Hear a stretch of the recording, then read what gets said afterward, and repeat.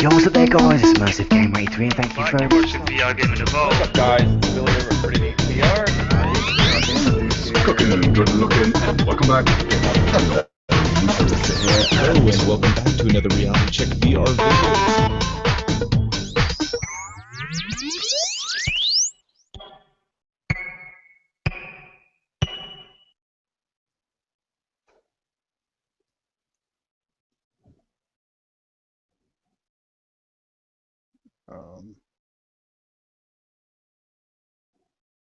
And I tell you, I know there's.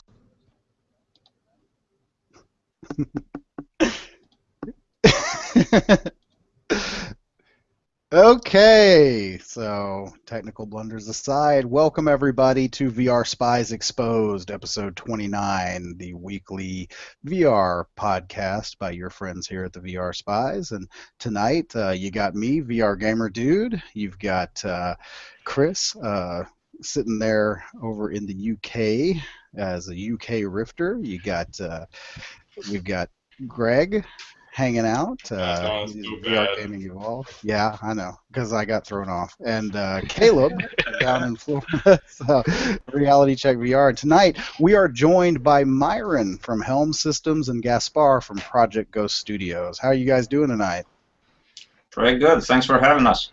Yeah, Doing fantastic. great. Thank you. Well, we are so happy to have you guys on tonight and to talk about your upcoming games. So let's do that. You know, I'm really biting my tongue. I'm really biting my tongue, Don. We were doing well there. And then 10 seconds in, it all goes wrong. Unbelievable. Well, all of a sudden, all I'm seeing is voice meter and like last week's podcast on the screen. It like threw me off. I have no idea what the hell is going on. It's always a rough start on VRSpies Exposed, but we'll get rolling. So, well, we got a lot to talk about this week. We are definitely going to spend some time talking to Myron and Gaspar. We're going to cover some light news for the week, but you know, the gist of everything that we want to talk about today is Soulkeeper and Project Ghost. Absolutely. Perfect. Titles they are. So, Soulkeeper, we've all had a look at Soulkeeper over the past few days. We've all started getting videos out. It's a very, very nice looking project. I think it was probably back in December or something, I think, that you guys released your original demo. Yeah, that's correct. We had one non-interactive experience for the Oculus Rift. Yeah, that worked for the DK2. And you were sort of dragged through the experience, but at the end you were given a free camera mode where you could fly the camera around and take a look at the environments and the details that you put in. And yeah, that was a really nice demo, but then now you guys have come back with this new Vive demo, which is giving you the ability to move around. You can use the controllers, and it's looking very nice. Very nice indeed. Well, thank you. I mean, you know, at first we had to experiment just like everybody else with VR. It was a new territory for us. It still is for most developers, to be honest with you. And you know, the first attempt we had was, of course, a non-interactive experience. So we were still using assets we had from the open world RPG we were working on at the time. I mean, we're still working on it, but we kind of put it on hold for now since we have to give priority to the Soulkeeper VR.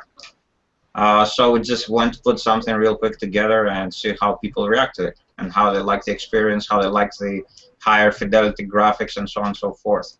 But of course, that's not enough. After all, we are game developers, and non-interactive experiences can only take us that far. Yeah. So back in March, actually, we got a couple of HTC Vives pre, and we started working with them. We started experimenting. Actually, Gaspar was the first one who borrowed us one of his of the older one, the first generation Vive, the one, you know, the one with the very funny looking controllers. That looked very prototype-like, if you prefer. So I remember we put together something real quick within 3 days for PAX South, because we were going to showcase at PAX South some beta we had with a dragon flying mechanic we were testing at the time. And pretty much we had like 3 days to put together something real quick on the HTC Vive back then. Of course, you know, the response was quite good. Of course, it wasn't what we wanted it to be in terms of gameplay. It was not even a tech demo by our standards, anyway. but people liked it. So, and HTC actually liked it, and they sent us a couple of pre's from there on. And of course, from there on, we started working on implementing game mechanics and so on and so forth. And we kind of had to rust it out and put together what you guys played. We put together in 2 weeks with 3 people. Wow. So ever since we've been working a lot on optimization, we know that what we gave you is quite heavy, it's quite performance demanding. But of course, keep in mind that we're using maxed out settings, because after all, we kind of want to push the envelope as far as we can. Because I believe one thing VR is missing at the moment is higher quality graphics and higher quality experiences. I mean, everything we've been playing so far with, it's great. And we really believe that a lot of people out there, the ones that already made all those releases, they're pioneers, and it's not easy. I mean, they're going through uncharted waters, you know, so it's not easy at all. But still, we believe that, you know, the $800 price that the headset, the Vive has, or the $600 price tag that the Rift has, does not give enough incentive yet for people to take the leap and, you know, try out, spend all that money, you know, on headsets and upgrades. So we figure that if we push the envelope a little bit further, we can maybe be part of the community's attempt to convince people that VR is here and it's here to stay for a long time.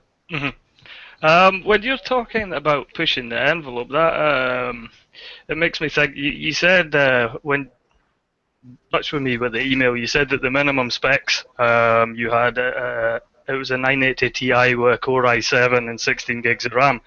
Now, obviously, if you're pushing the envelope and you're needing these high system specs, that's at the moment, as you've no doubt got optimizations to come. But if you're pushing for high end, will you be looking to incorporate like the VRWorks technologies from NVIDIA then? Well, absolutely. Absolutely. I mean, you know, whatever technologies are out there and can help us take it to the next level, we will try to take advantage of them, of course. With that said, we would not want to alienate people, you know, users with lower-end machines. And actually, as we speak, this weekend, actually, we were working on further optimizations on the very same version you guys played. Actually, right now, we tried it yesterday on a very low-end machine with an old i7 CPU with a 1060, which we consider the new minimum system requirement for GPU, and we had steadily 90 frames per second no matter how many particles we dispatched and so on and so forth. Yeah, that's excellent. Of course, you know, we had to disable a lot of the features, but we think it still looks pretty sharp, and soon enough you guys will be able to tell us for yourself, since we will make it available. But we still think it looks pretty crisp, even though the shadow quality is lesser, the number of particle effects is a little bit less, but of course all those features, you know, they help bring up the frame rate. So we think that we will be able to cover pretty much the full range of users out there. I know, Caleb, I notice you've got in the background, sorry, Myron, you've got an Oculus Constellation tracker just behind your shoulder there, and I noticed Caleb had put up the video of Soulkeeper using touch. As Caleb has a touch.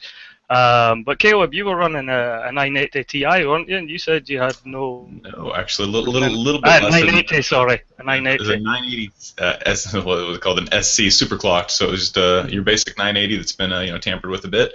But yeah, I mean, it obviously ran the game just fine up until I'm starting to throw fire in every which direction. You could see, you know, obviously some frames were dropping at that point, which was expected. I mean, with what was going on at that, you know, especially at the quality that everything was. I mean, unlike playing the Unreal demo, or not, sorry, the Unreal, but the NVIDIA graphics demo with the Funhouse, when you're playing that, although the graphics were very, very good in that, you could tell that they had that kind of that foveated rendering where it's a little blurrier on the outside and it's crisp on the inside. You guys do not have that in your game, and you know, I can actually kind of tell that everything's, you know, crisp quality all the way around, you know, regardless of where I was looking. So it was definitely demanding, but I was appreciative that it looked, you know, that quality was there, because I don't want to know that it's, you know, getting worse quality around me. That takes me out of my immersion. So as you can tell, there's one point just looking at just being able to slowly walk up to statues in Soulkeeper though, and kind of just look around at the lighting effects.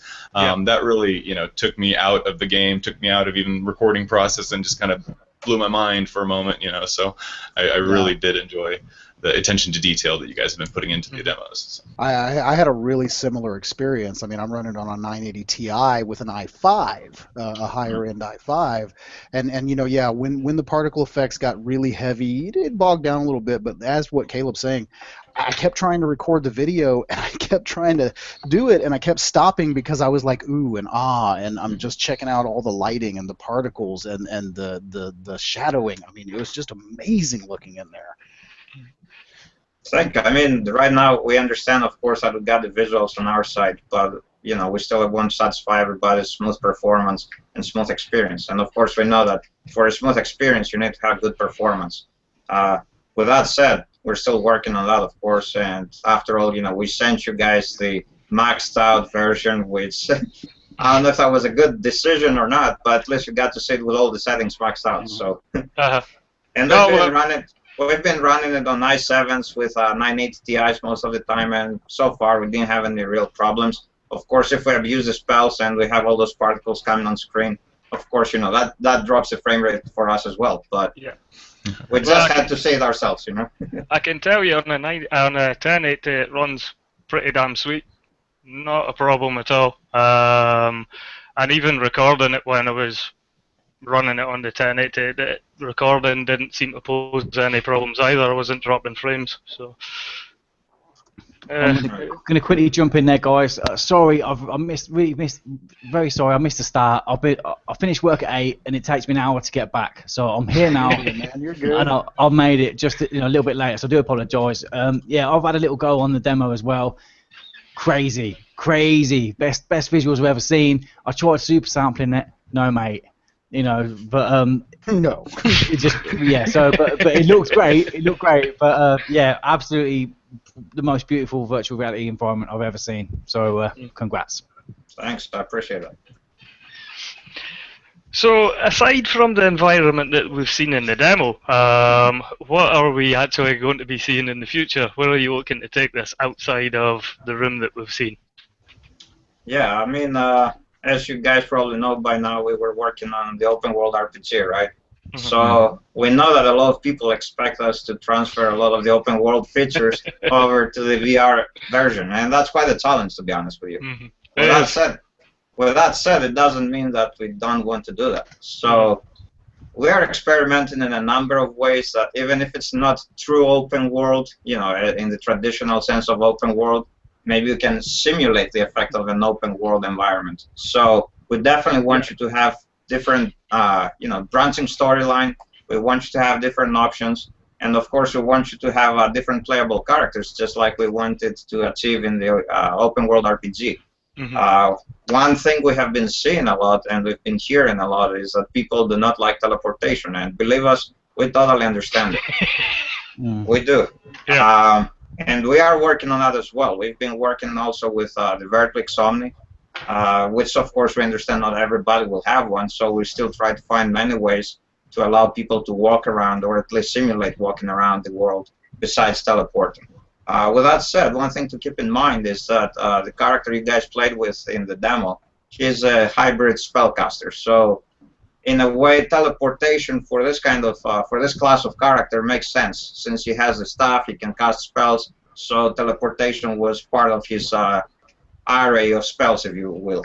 Right. With that said, of course, we will have other characters who will be fighter classes, and it wouldn't make much sense to see them teleport around. I mean, it would break the immersion, and as you probably can figure by now, it's all about immersion for us. Yeah. That's one reason we give priority to the visuals. That's one reason we try to push everything to the max, all the hardware, because it's all about feeling that you're really there. We try to put reality into virtual reality. Mm-hmm. Yeah. So, and of course, you know, if you teleport all the time, that's definitely not very real.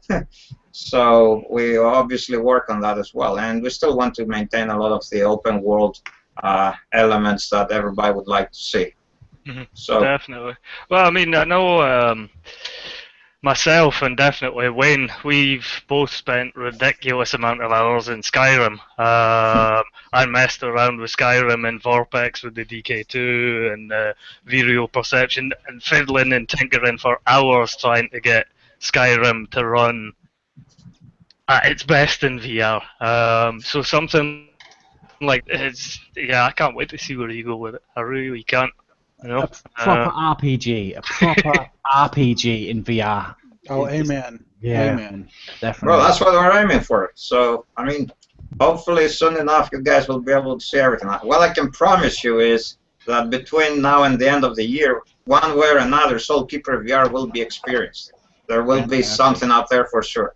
Mhm. Now, when will the full vision of the Soulkeeper VR RPG will be out? It's kind of hard to tell because we want to bring you guys the very best we can. So we take every user feedback very seriously. Thanks to your videos, actually, we received tons and tons of emails just in the last 2 days. And we have a lot of emails, so a lot of people asking, of course, to beta test the game, and, of course, a lot of feature requests.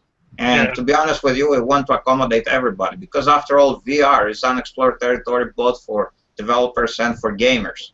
So it's kind of hard, and we all have to work together so we can get out there the very best experience so that we can actually start setting standards in what works and what doesn't for VR. And of course, performance is one of the most important things to keep in mind, maybe the most important, but it's not the only thing. And I think one problem we see nowadays in the industry, which is entirely understandable because it's still in early stages, but I think one problem we see is that everybody focuses on the performance and forgets about everything else.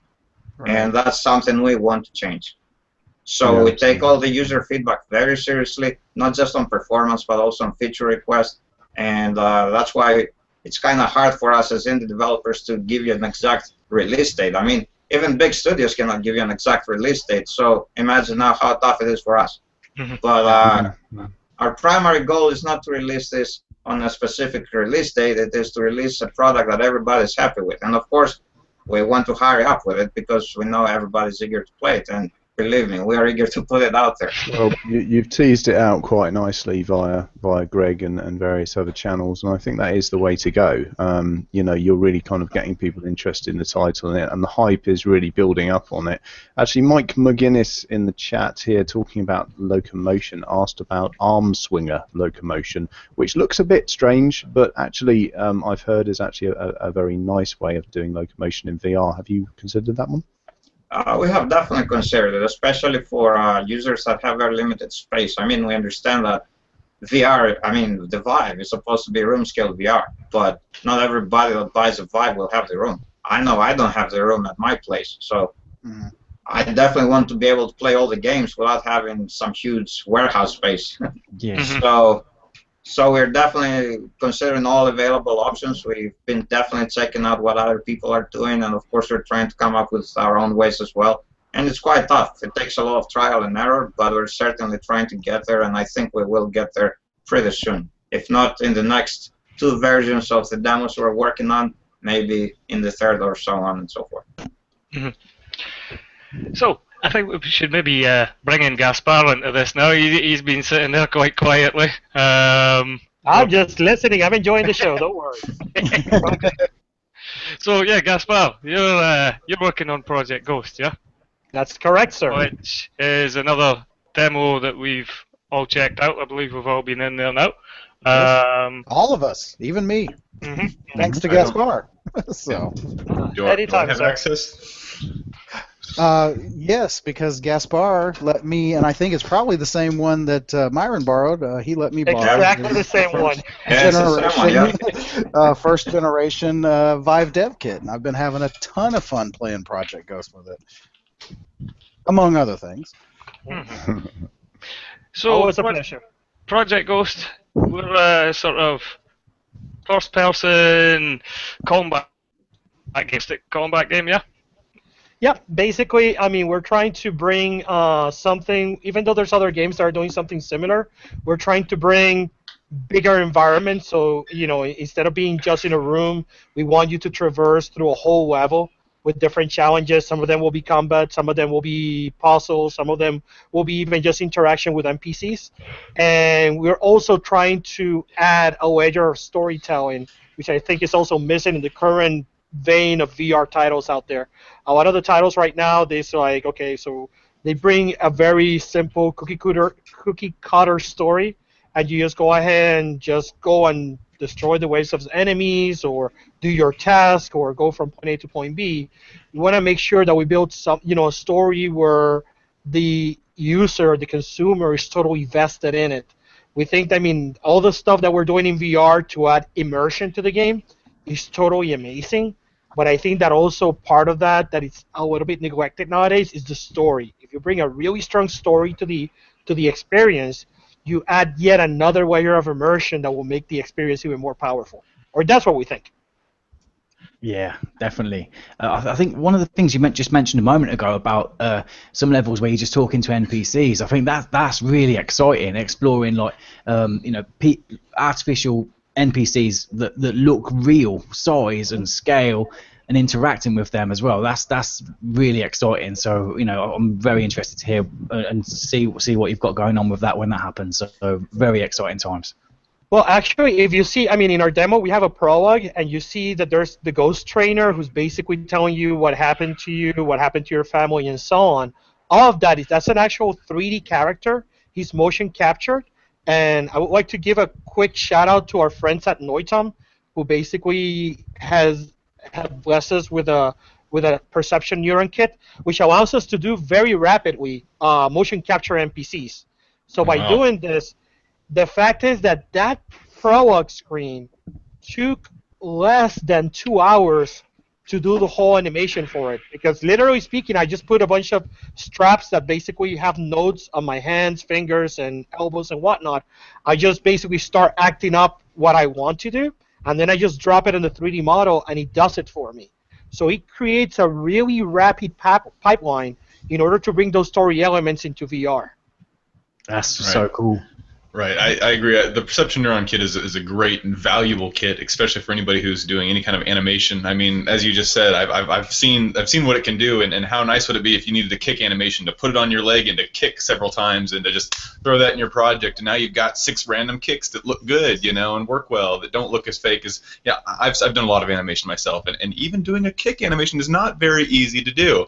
But I mean, just having the ability to do that, I can imagine is very good. So it's really cool that you're in on that, because there's not a lot of people that have that tech right now and can actually put those things together. But you're doing exactly what I think it's meant for right now. That is what it's meant for, and so it's really good that you're involved in that right now. So yeah, and also just like Myron was. Yeah.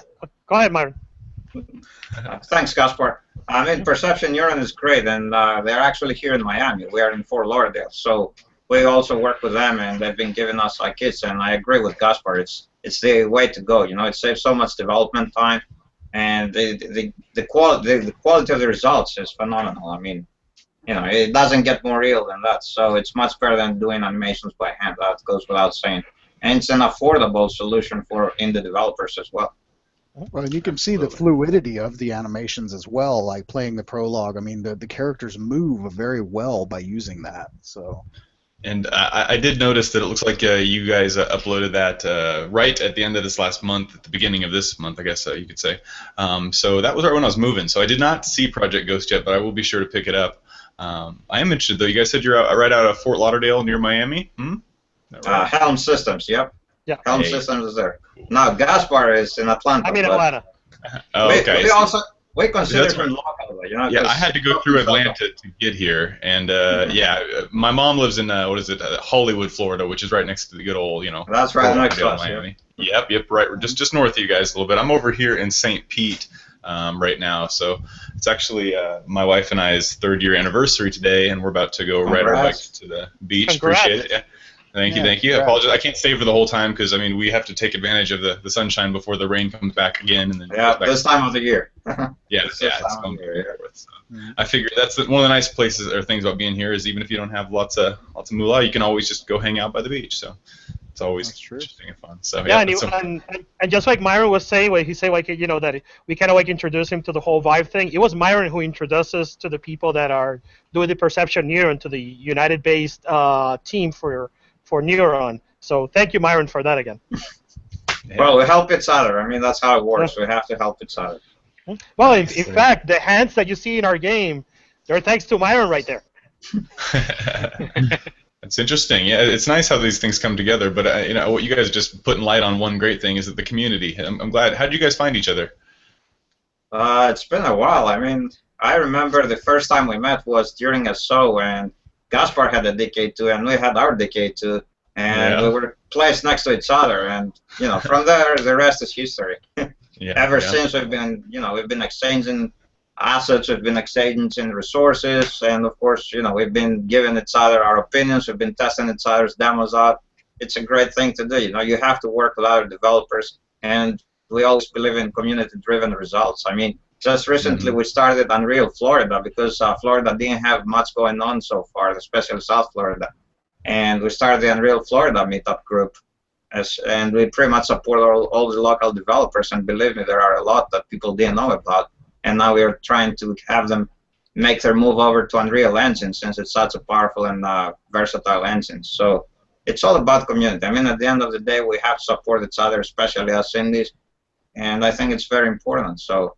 And the results, I think, are here, Yeah, I mean, it speaks to the power of the VR community that we have right now. I mean, you've got developers helping developers, you have enthusiasts, you have people like us out here on YouTube who are coming together and conglomerating, and it's an awesome time. It's an awesome time for VR to see all this happening. I mean, and again, as they say, like there's strength in numbers. I mean, the fact of the matter is that the next revision of Project Ghost is going to have all updated graphical assets, and that's all done by Helm Systems.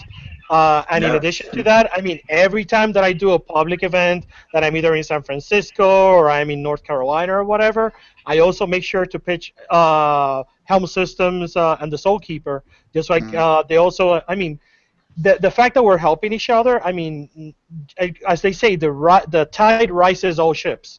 So it's in our best interest to help each other. I mean, I'm sure that there's going to be a point, maybe sometime along the line in the far future, where I mean, sure, there's going to be some competition because we all want to have the best position or the best games. But I mean, that doesn't take away from the fact that as long as we help each other right now, we're going to make VR a successful platform, and we're going to be able to create better content. No, I agree. We believe in community effort. I mean, we work with many developers. We work in different industries as well. Actually, we have worked in the aerospace industry. We're still working in the aerospace industry as well for VR. And we think VR is a community-driven effort. Otherwise, we don't think it's going to succeed. And I think the reason it's picking up so much is because it started from Kickstarter pretty much, with Oculus. It was a community-based effort from the beginning. So, and, we have guys like you, which you guys are the best because you are the true evangelists of VR. Thanks to you, people can see the products we're working on, and they can understand how fun and exciting these products are. Because let me tell you, you guys are doing a great job showing our games. If I record myself playing the game, it will suck. I tell you that. I mean, developers are not good at showing their games. Believe me. I just love trying it out. I just love VR so much, and I've got no one else to share it with, so I try and talk to everyone else. So it's the main outlet for me to actually talk to other people with the same interests.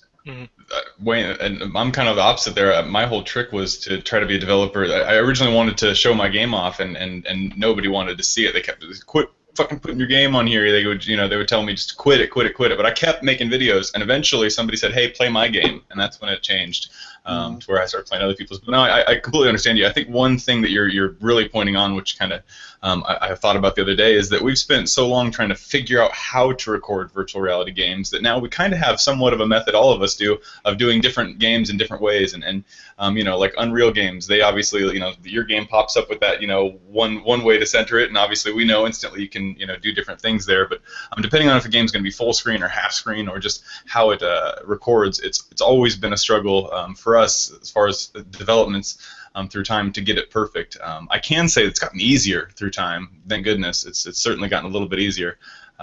But no, that's something that's really nice to just have this community of friends, because anytime we have questions ourselves, we're always asking each other, hey, how did you do that? Hey, by the way, in your video you did something pretty cool, and tell me that. So there's no doubt that each and every one of these guys has helped me and made my content better, and without them I wouldn't have the kind of content that I do. So very thankful to have this group of friends to talk to and to communicate with and to continually get better with, as well as just the community as a whole. Anytime they have questions, they're always asking us questions, so our knowledge then goes back to them, and it just comes, it's all this big circle. So I'm excited to see where we can all get together, with this mixed reality VR stuff. You know, especially when it comes to content. It's just a lot of fun. So I appreciate you guys being developers and allowing us also to use your content early on and trusting us with that, because it is something, you know, to put your game out there. It's your baby, you know, to give it some people. You know, you don't want them to necessarily, you know, not to talk bad on the big YouTuber guys, but some people, they don't talk about the game. They just scream, and then, you know, that game's crap, and it's like, oh no, you know, these people put their lives into this stuff, you know. Exactly. And give them some credit, please. You know, give them a little bit of it. And there's no doubt, if your game makes me feel like an idiot and makes me want to do something stupid, I'm going to do it. But, you know, at the same time, if I have the ability to kind of get into it, or it sucks me in, I'm gonna play the way that it makes me feel. So, and your game certainly made me feel, you know, the music and the ambiance of it, as far as that one goes. That was pretty incredible. So I really they both made me feel like powerful, man. I mean, especially like playing Project Ghost. Okay, like, you know, I'm new to the whole Vive thing. I mean, I've only been messing around with the Vive for a couple of days. But one thing, and we had actually, Harv made a comment on it, the bow mechanic in Project Ghost. Okay, the way that you seamlessly transition from the dual light blades over to the bow was just, I mean, I was there. It was freaking amazing. Thank you. Totally appreciate that. And that's the thing, I mean, we totally love feedback, and I do appreciate when people give us, of course, positive feedback, but you would be surprised. I actually also thrive on negative feedback. As long as they tell me, like, okay, this is what you're doing wrong. I mean, because sometimes, like, you put a video on YouTube and you start getting a bunch of downvotes, and that's fine, but if you're going to downvote me, tell me why. I mean, so I can build a better product for you. Because at the end of the day, I mean, even though they started as a hobby and it's kind of growing, I mean, it grew into something a whole lot more serious. I'm building this for the consumer. I mean, if you guys don't buy the product, then I'm making you a disservice, and and you're going to be unhappy. So tell me, I mean, some people tell me I don't like the teleportation mechanic. Okay, so what would you like better, or how would you like to do it? Or can you do this, or can you do that? Totally fine with that. I mean, don't feel bad or limited. I mean, sure, I mean, I like a cheerleader just like the next person. But if you give me negative feedback, I totally thrive on that as well, and it will make me a better developer as well. That's how you grow. One of the things that's obviously available to you now, Myron was saying, since the videos have gone up of Soulkeeper in the past few days, he's had quite a lot of emails and stuff come through. Now, in the chat and on the comments and in Reddit over the past few days as well, there's been a lot of people, although you guys haven't got release dates yet, and you're not saying, and there's a lot of people screaming saying, where can I get this demo, where can I get this demo? And that's where you can get your proper feedback, by bringing in the community and letting them test. Yeah, we've got quite a few comments on that just here in the last 5 minutes in the chat. Everybody, any advice on how to get a hold of Soulkeeper Beta or Project Ghost? You know, that's exactly where you get it, because you're going to have people with all different spec systems. You're going to see people with it running fine on some systems not running so well, and you'll be able to also fine-tune your optimization through that feedback. You know, it's a good place to be in at the moment. I mean, to be honest with you, right now we appreciate all the feedback we got. We appreciate all the emails that came in. We're going through them one by one. We've been keeping tabs on all the specs that people have been providing us in the emails. And to be honest with you, we're optimizing the demo we gave you guys a little bit more, because we want to also allow people with lower end systems to play the game and enjoy it. And we're also preparing a survey, which will help us, you know, hopefully everybody that receives the demo will also fill it in and return it to us, because then we can take that feedback and put it back into the game and make a better game for everybody.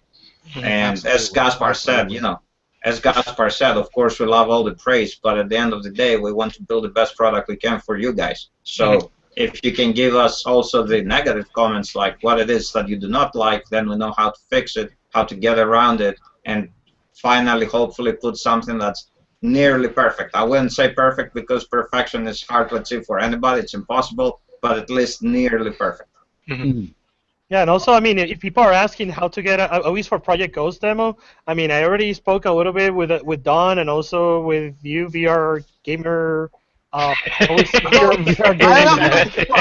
Gaming Evolved. So many similar names.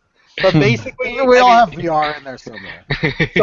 So I mean, I already shared with you guys the idea that I have about our demo, and maybe how we could do like an initial test bed. So I mean, for you guys that are listening in, keep checking out on VRSpies because we may have something special going on for you guys.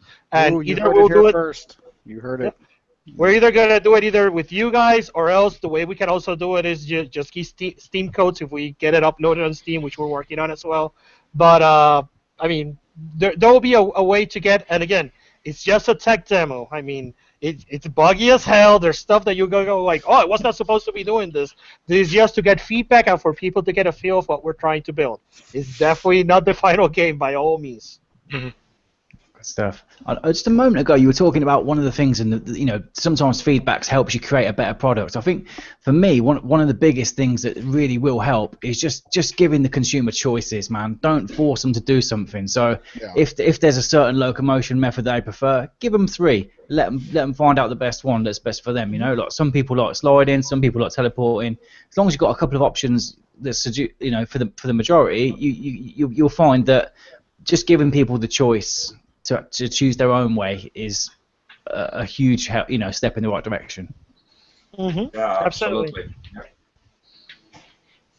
And one of the things we're doing with the Soulkeeper, one of the reasons we're giving multiple playable characters is because we want exactly to give people options. And just for the record, because I'm pretty sure I saw that either on Reddit or in some of the emails we received, a lot of people were asking us if there will be female characters, and rest assured there will be female characters as well. So it's all about options. It's about options, how you play the game, what kind of machine you have, what kind of performance you're looking for, what kind of visuals you're looking for, how to play the game, what do you look like when you play the game, and so on and so forth. So I agree with you. Options are very important, and that's one thing that I believe people are mostly attracted to when it comes to especially, AAA titles. One thing when you're talking about options and VR that I've noticed quite a lot with the Vive titles anyway, a lot of the Vive titles that you're seeing on Steam come with basically locked graphics options. There's very few VR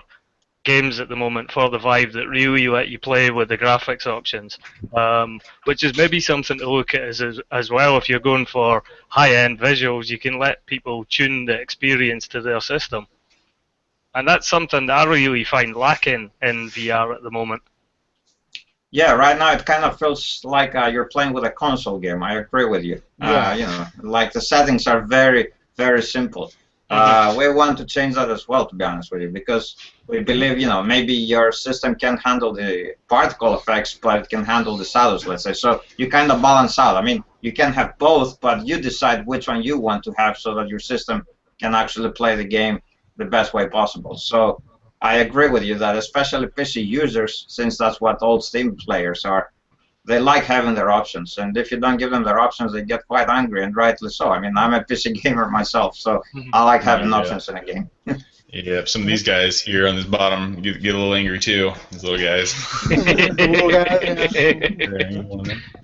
Well, yeah, no, it sounds like you guys have a lot to do with that one. Like I said, I still haven't tried Project Ghost, but I'm certainly going to test that one out. I did just download it now, so I do have it on the PC.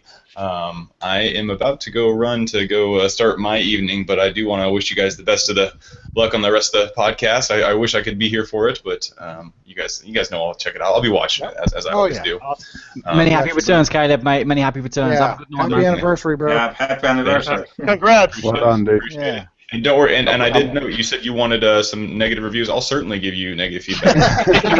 We're welcome. I'm glad you said that before I made the Project Ghost video, because now I can just totally.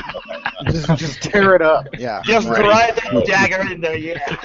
Yeah, you've seen the nice, Caleb, so get ready for that. So. Sorry, Gaspar. Okay. Sorry, Gaspar. At least you did the Soulkeeper. Now, one thing though, when you try it out, if you could just check one thing for me, I mean, aside from the game and everything, I mean, I don't know in what kind of machine you're running it, but we tried really hard to optimize it to make sure that it runs. Like I've run the game on a 980M, which is even below a 970M, and people say that it runs at 90 frames per second, complete, no drops or anything whatsoever. So if you guys can verify that for me, That's That something was that yes. people butter were- smooth on mine. Yes, man. and that's one thing. And one thing I also do have to say is as a person who records a lot of video is when I do get lag. Like for example, with Soulkeeper, I recorded it and obviously I got some lag. I made sure to play it again when I wasn't recording, and certainly performance does increase. So if I do even get lag on it while I'm recording, I'll certainly make sure I play it without the recording to see if I can actually receive that proper fluidity. Right. So absolutely, we'll jump into that. I'll certainly give you all the wonderful positive feedback as well as negative stuff. So Constructive criticism. right. Criticism. Yeah, So, that's what we're doing. thank you guys for stopping by on the podcast. Like I said, I'm sorry Thank you guys had to be here when Have I'm a great leaving. evening. No fun. So all right, yeah, thanks. Later, guys. Bye. See you later, Catch man. you, Caleb. Okay, so we actually do have a question that I don't think we've covered in the chat here. So, are both of the games going to have native Oculus support, or are they just Open VR only? You want to start first, Myron, or should I start first? Okay, I'll start. That's fine. I mean, right now we're just working specifically for the HTC Vive. That's not to exclude any other platforms.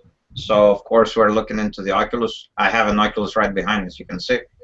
So, of course, we're playing with those options as well. But right now we're focused on HTC Vive because HTC Vive was the first headset we received with controllers, so it made more sense to us to approach that and see how that works. So, do you guys have touch controllers yet? Because I know Caleb's video, it looked like it was running pretty good. Yeah, actually, we saw that and we were surprised he ran it on the Oculus.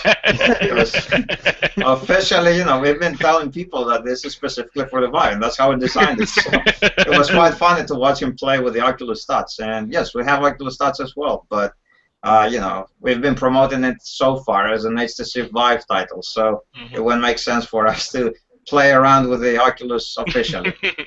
So it was quite funny to watch Caleb actually doing that for us. Right on. Okay, and on my end, we're also working on. I mean, we're also considering not considering. We're also have also the dev kits and the touch controllers for the Oculus Touch and the Oculus HMD headset, and it's in the plans as well. But just as the same situation with Myron, HTC was the first one to open the doors for us. So our development for HTC Vive was already well underway before we even got the hardware from Oculus. So I mean, and the port, as far as the game working, is really not that hard.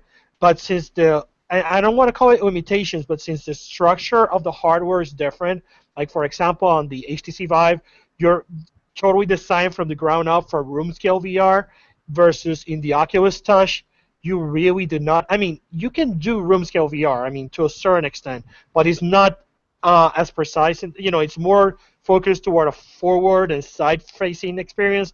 There might be some changes in the level design, but definitely we're considering both platforms and even some other platforms that we're talking to.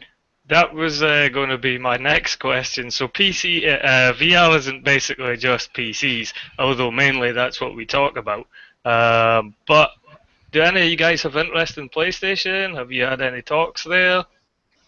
Well, we absolutely have interest. I mean, PSVR looks like an interesting platform. Of course, PlayStation has more limitations than PC. It would require a lot further optimization, I imagine.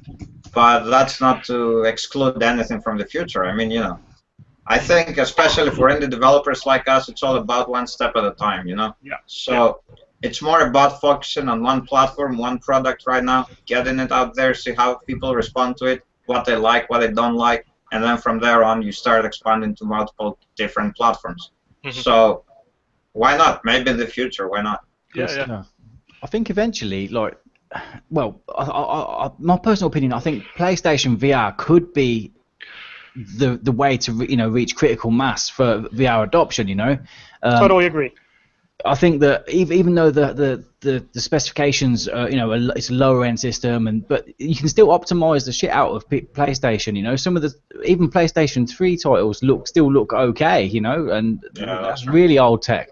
And also I think that the market, the people that will be reaching up and picking up these headsets, I think with big backing from the console market, I think that will be the key to VR hitting critical mass. Yeah. Well, Go ahead. remember that there's a cheaper entry cost with a PlayStation VR. I mean, they don't have to upgrade their machines. They already have a PlayStation, so they just have to worry about buying the VR headsets. Whereas a PC user most likely has to upgrade the PC as well, you know?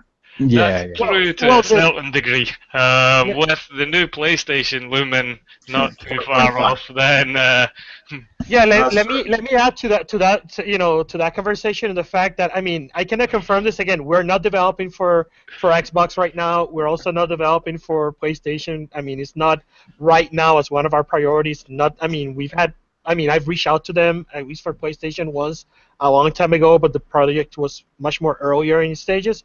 But from what I've been hearing, and again, I cannot confirm this, all this new hardware that you see being announced from Xbox and also PlayStation is also very fueled by the VR revolution. I mean, they know that the current hardware, even though it can do VR, it has severe limitations, so they need to reach that extra step in order to be able to be competitive or similar enough to what you're getting on PC.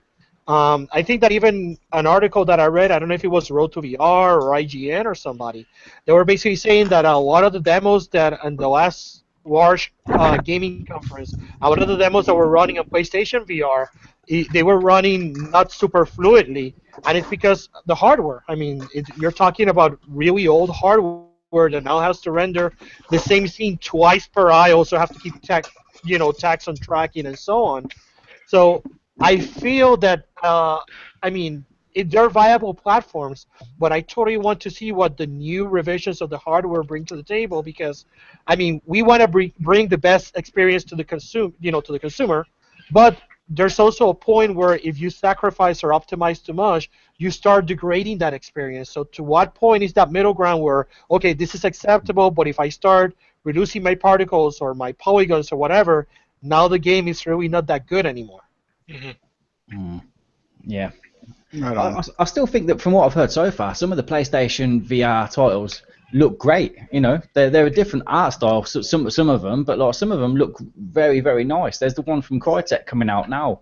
That looks amazing. Yeah, that looks beautiful, fantastic visuals, and that's running. It's probably reprojecting at 60 to 120, 120 or whatever it's running on hertz wise. But it's a beautiful game, very beautiful. Mm-hmm. Well, let's not forget that after all, PlayStation is quite a powerful machine, and so is Xbox One as well. And of course, like Greg, you said a little bit earlier, 4.5 is on its way, so I'm pretty sure they kind of want to make everybody upgrade to that. But still, the PSVR is supposed to come out in October, if I'm not mistaken. So I'm pretty sure they first want to cater those users that already have a PlayStation. So I have no doubt that whatever they release before the holiday season will probably be something that looks pretty good and works pretty good on PlayStation 4 right now. So, of course, later on, if you want the Soulkeeper for PlayStation, probably you would have to buy the PlayStation 4.5, but we'll see. Right. I mean, we've also got the Microsoft Xbox One Scorpio looming over the horizon, and that's looking like a really, really powerful beast as well. There's been no announcement there for VR yet, but I don't know. I mean, I've got a very funny hunch that through the collaboration with Microsoft and the joypad bundled with the Xbox, that we're going to see something very similar. Not in the sense of a mobile headset, but in the sense of a powered by Oculus headset for Microsoft. I could actually see the Rift just plugging right into it. Well, there's that possibility as well. There is that possibility. Or maybe, they make it platform agnostic and you have both Rift, the HTC Vive, and whatever else comes up. Maybe that would be a smart move in my opinion, because then they allow users to choose which headset they prefer, which one they feel comfortable with, and still buy your platform to play with it. So. It's interesting times, very interesting times. Certainly is. So, Chris, how are you getting on over there? I know you've been busy in the background, but everything all right?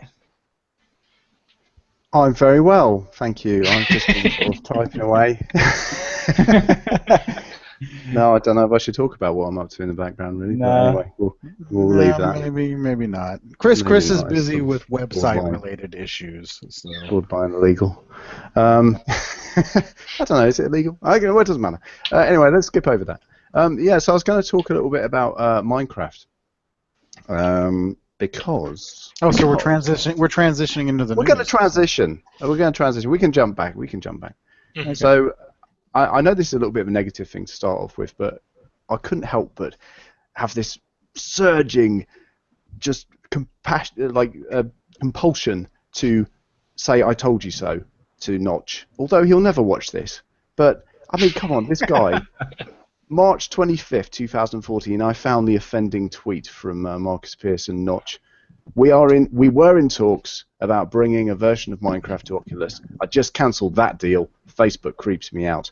In your face, Notch. We knew you'd back out on this and the money would get you back. So, very pleased to see. Now, Notch doesn't really own anything. He sold it to Microsoft, so this is a Microsoft thing now, man. He thinks he can influence that situation, but obviously he can't. It's a Microsoft deal, like you say, and Microsoft have very close ties with Facebook and indeed with Oculus now. So, moving on from that slightly negative start, it is really good to see Minecraft coming across to Oculus. It has, of course, been on Gear VR for a while, and I gotta say, I've played it on Gear. I was going to say I've played it on Gear VR, and it's actually amazing in the Gear VR. The only thing that it's really missing is the positional tracking, which is what it's going to get with the Oculus release. The other thing I think is great is that if you already own the Windows 10 edition of Minecraft, you're getting that upgrade for free, so you're not going to have to buy it yet again. Which is refreshing, because so often we get charged for the VR version of stuff, don't we? So it's really nice to see that they're not doing that, at least, as evil as Microsoft are. No, but it's fantastic. I'm actually really pleased to see this. I mean, obviously we've been enjoying Minecraft support for a while.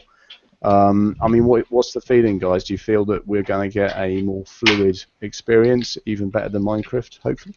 Oh yeah, well, if it's anything like the Gear VR version, I mean, it's really interesting because you're kind of like, okay, if you haven't played the Gear VR version, you start off in this like room that's kind of themed in the Minecraft universe, but you're playing it on a big screen.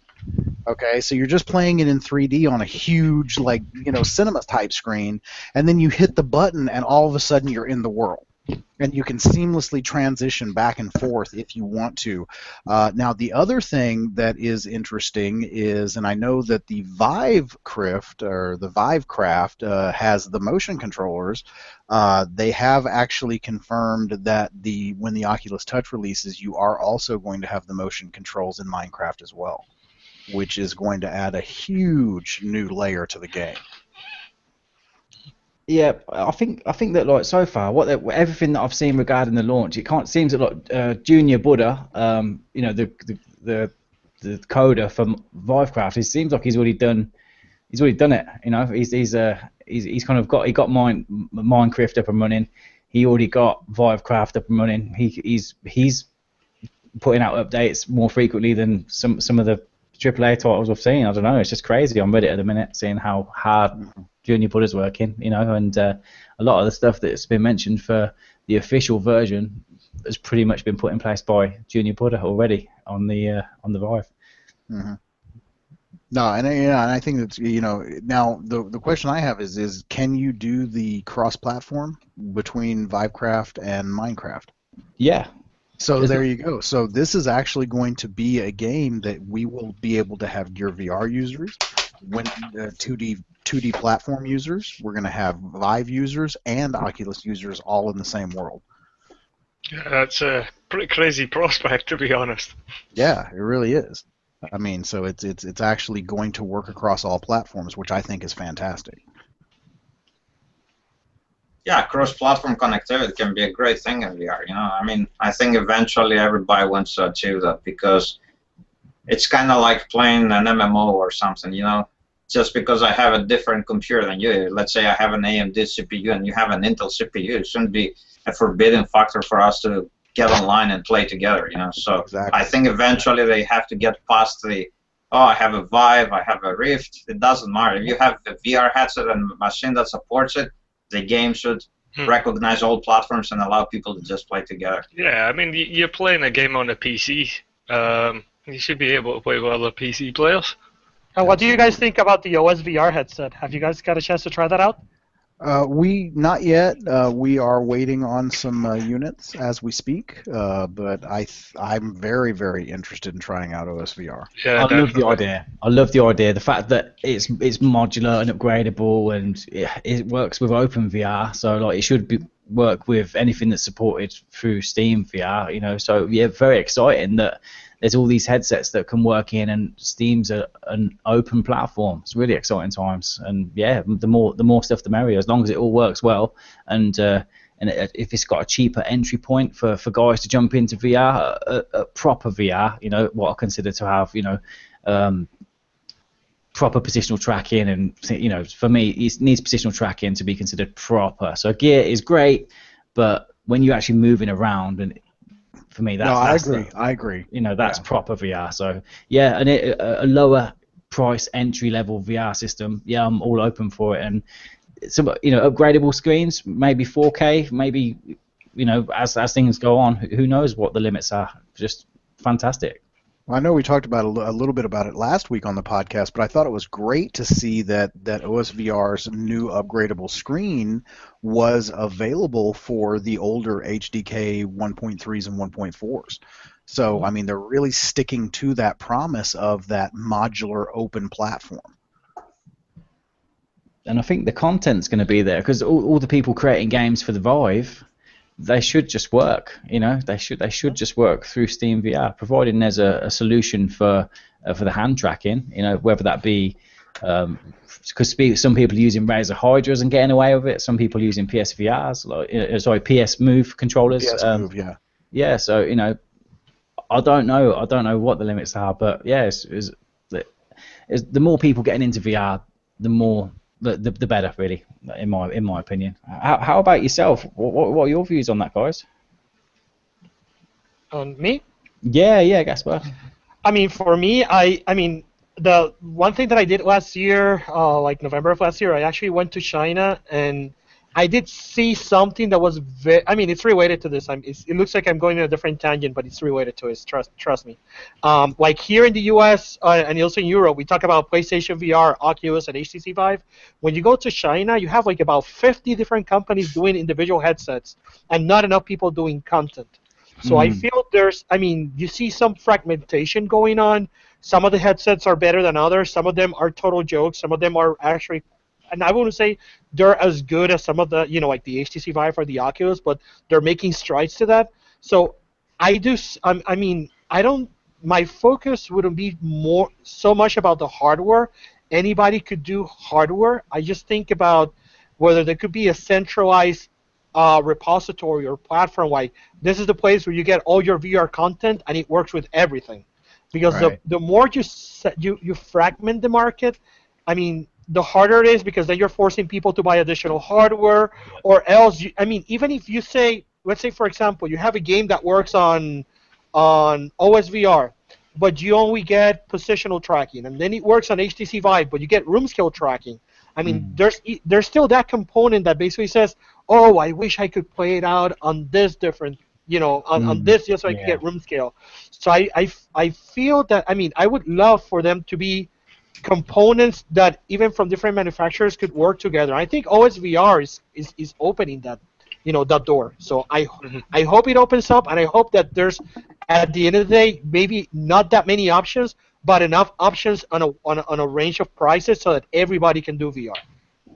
Yeah, I think as the industry standardizes, hardware manufacturers will be sort of forced to do the same. And of course, then we'll have more products for the same functions. And of course, that will create competition, and that's a good thing, because the pricing will start being a little bit less forbidding than it is right now. So I believe this is kind of inevitable, and I agree with Gaspar. China doesn't necessarily have the best quality hardware, but they have a lot of stuff. I don't know if you guys have been following what happened recently with China Joy, but they have some really crazy hardware over there, which is all VR-centric. So I think eventually, you know, manufacturers from all over the world have to start catching up with that trend and realize that VR is here to stay for the long term. So the more hardware manufacturers start producing devices that are compatible with different VR headsets, and pretty much with all VR headsets, I think the better it will be. So let's see how it goes. Super exciting times. Yeah, I think another thing for me as well is the fact that now we have got Bethsoft have confirmed that they're fully in. You know, they're remastering and rebuilding Fallout. So for me, when Fallout comes out, I think that's going to be a massive catalyst for VR headsets sales. You know, I think that was one of the biggest things that I could think about, was trying to get Fallout or any kind of open world RPG working to a good enough level. So, you know, Vorpex, Vireo Perception. I was trying everything to try and get it in Fallout, and you know, with varying degrees of success, it worked pretty good. But to actually have some VR hands and be inside a huge open world with, oh man, it's going to be crazy. It's going to be, for me, that again. Oh no.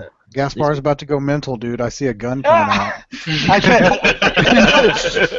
I just wanted to give a real-world example how opening the market and opening technology helps everybody. About 5 or 6 months ago, this company approached me. I probably have to look at the name of the company right now. But basically, they were doing a Kickstarter, and they were doing this hand-tracking gun. If you see right here, there's kind of like a sensor. Yeah. Almost that's really cool. Looks like the old Vive. It looks like it looks like the old controller, yeah. But this is actually for the Oculus. It was for the DK2. You would put a little camera on it, and you would have this gun, and you would be able to track. Really? And the first thing that they talked to me about when they were releasing this is, do you have any contacts at HTC so we could get access to their technology for tracking? So that way we just put a tracker on our gun, and we can have a new controller that works with the Vive. And lo and behold, I think it was only a couple of weeks ago that HTC opened the technology to everybody. So now it won't be a matter of, oh, now you have a wand, and the wand is a sword, or it's a bow, or it's a gun. Now you can actually have a physical gun, just attach a tracker to it, and lo and behold, now, I mean, you can actually be wielding a real-life sword in your game, and it will be super awesome. So I think I think all the manufacturers are going to be moving in that direction. I mean, there was going to be that, I don't want to say it's a movement to open source, but at least opening the gates more so that more people can bring innovation to their current platforms. And I mean, HTC is doing it, the Chinese are doing it. I mean, we hope, and I can anticipate that PlayStation VR and also Oculus will have to follow the same trend to remain competitive. No, I agree. I mean, I think we're going to start seeing some standardization. What is that thing what's? Sorry, I suck at names. What's that thing that you're showing? Wait, what's that thing right there? That looks super awesome. Yes, that's awesome. Yeah, it's called a noob tube, and it's made by Falendor. Basically, it's polyethylene plumber's piping put together, and it's got rubber mounts inside, so you can do it up, tighten it up. It's got extendable stock on it, and basically you can kind of turn it upside down. Oh my God, that's awesome! Play some Battle Dome. You know, it works with pretty much anything. You know. The only thing that I'm thinking about is doing Space Harrier in VR with that thing. Yes, that would be so awesome. Oh, that would be great. So, oh my God, that'd be great. I'm really, really down for some tracked peripherals, man. There was that VR15 that come out on Reddit. It was announced as well. It was the same sort of design, but it was a more pro. It had a Pelican case. They slotted a Vive controller in the top of it, and then it just looked like a proper assault rifle. It looked mint. Yeah, nice. I'm really, really, because the thing is, as soon as the headset's down, you could be holding anything, as long so as long as it feels like it. It's just a matter of having the right feel in your hands. I mean, I love peripherals. Anything to make me feel more connected. The guys that I was talking about, Noitum, the guys that gave us the motion capture suit, they have something called Project Alice. They've been at SVVR. They've also been at GDC. And it's kind of like a combination between Oculus and tracking using an OptiTrax and their IMU suits. But the cool thing that they had is that you could actually have a track and stick it into anything. So in the demo that they were playing, they would have like a basketball, or they would have a chair, and you would basically make a model of that chair, put it in VR, and align it with the one in the real world and put a tracker on it. So lo and behold, it's not that you're just sitting on the chair if you wanted to. You can actually grab the chair, move it around, or that's really cool. You could actually smack somebody with a chair and it would feel real. I mean, not that you want to do that in a multiplayer environment, but I mean, it was pretty fun stuff, and it does add realism, to an unbelievable level. VR wrestling simulator confirmed, grab a chair and break it over people. So I think one of the first things that they should make is something you can put on a cup or a beer koozie, you know, like a tracked beverage. track my beer. Track my beer. You know, you double tap the headset. Pet collars. You can see the beer in virtual space, and then you can just go and grab it, you know, without it sort of coming out. Yeah, the last couple of days playing with Gaspar's Vive, Mr. Kitty has entered the room a couple of times, and I like straight up kick the cat. So you need those trackable pet collars. I noticed Caleb when he was playing the Soulkeeper, his dog was going around. I was like, I hope he can see what he's doing, because you don't want to step over the dog accidentally, especially when the bad guys show up. Yeah, I think Casper's used to it. Yeah, he's like, oh, I'll edit that bit out. I'll just edit that out. That's fine. Yeah, exactly. Like, get the ASPCA on him. So, all right, let's see here. We have a few other things that we were going to talk about newsworthy. So. I know one thing I wanted to talk about was, have you guys checked out Envelop, the Envelop open beta that launched out? I haven't. Okay, well, man, let me tell you, I was actually in their closed beta, and they've just this week opened the beta up for pretty much everybody that wants to participate. But it is really cool. It is so minority.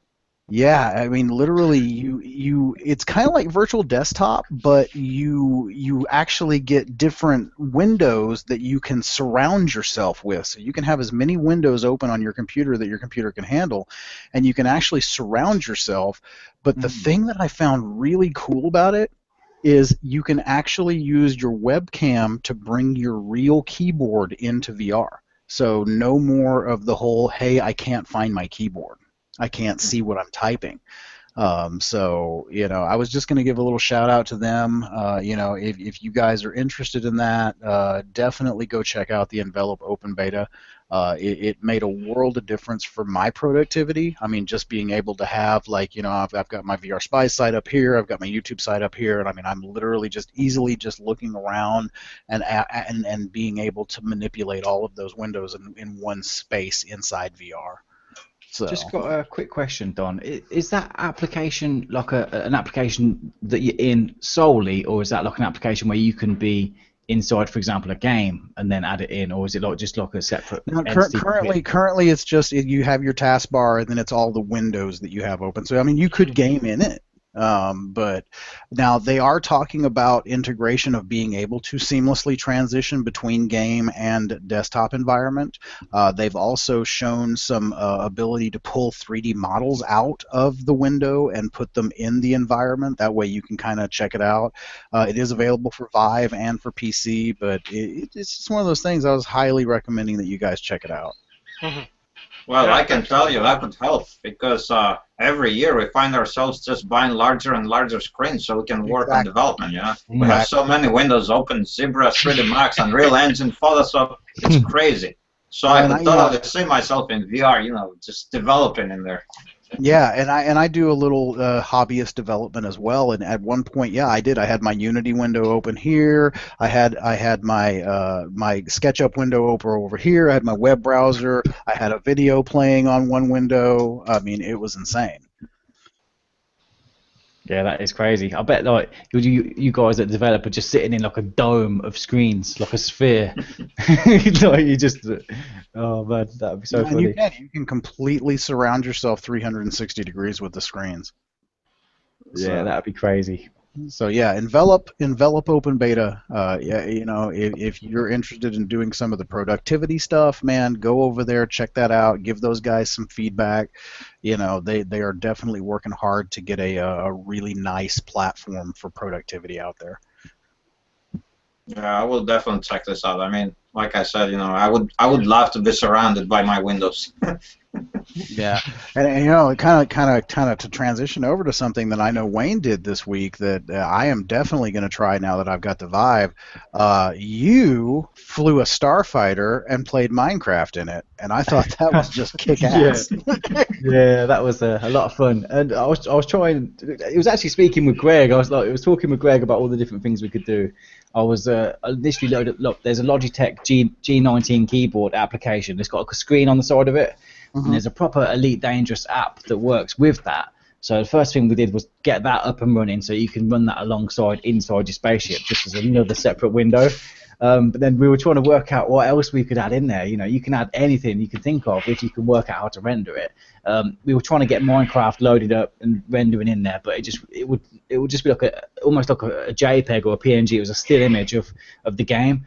So we had to use OBS to preview a part of the screen that was, and then just put Minecraft in that preview, and then we could pretty much play whatever we wanted inside. And it was just crazy because some of the long, you've got some long journeys in Elite Dangerous, going jumping to, you know, you just start truck driving, you know, delivery points.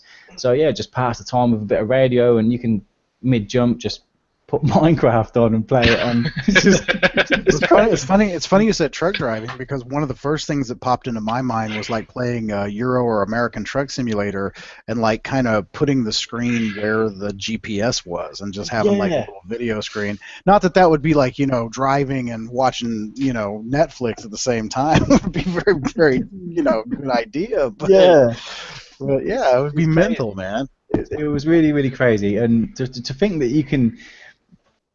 Well, it's almost like it adds to it's your spaceship, you know, and you've got this extra little window that you can have your own. And I think that, you know, in the future, whenever people are, you know, colonizing planets and doing whatever they do, of course they're going to have their own tunes. It'll be like a car. They'll have like almost a CD player. People have DVD players in the back, and yeah, why not have a virtual version? Oh, dude, I've been doing that since the beginning of Elite with Voice Attack. I've got like half of my music programmed. I just say the name of the song and it just comes on. But having the video in there is just next level. Having your desktop in there. I mean, think about all those times you want to look up something, you know, on one of the Elite Dangerous, you know, info channels, and I mean, now you have that ability. So I mean, just watching you do that just got me giddy. It was amazing, and I do have to give a massive shout out to someone on Reddit called MacDaddyB.